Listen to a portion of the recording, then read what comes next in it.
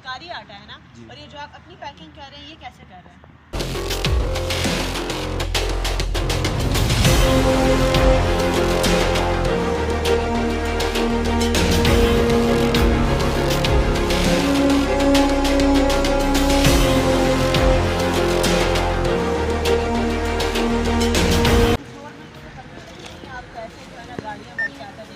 सरकारी आटा है ना, और ये जो आप अपनी पैकिंग कर रहे हैं ये कैसे कर रहे हैं? ये मैडम इधर हम ऑटो को देते हैं, सेल करते हैं। इसको नहीं देते, करते कैसे हैं? यहाँ से आप इसको जो है जो 20 किलो के थैले में डाल रहे हैं, कितने का बेच रहे हैं 20 किलो का? जी ये 1500। और ये आपकी अपनी है ये किराए पर?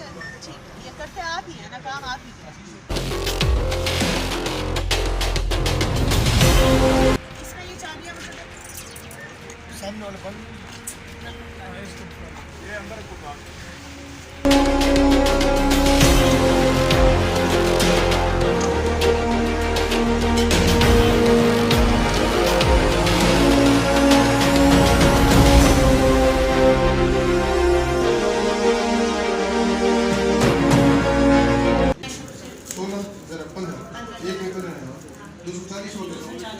और ये 24 है, ये 24 जी 240 ठीक है वही है, हाँ, आटा वही है, उन्होंने कुछ मिक्स भी नहीं किया।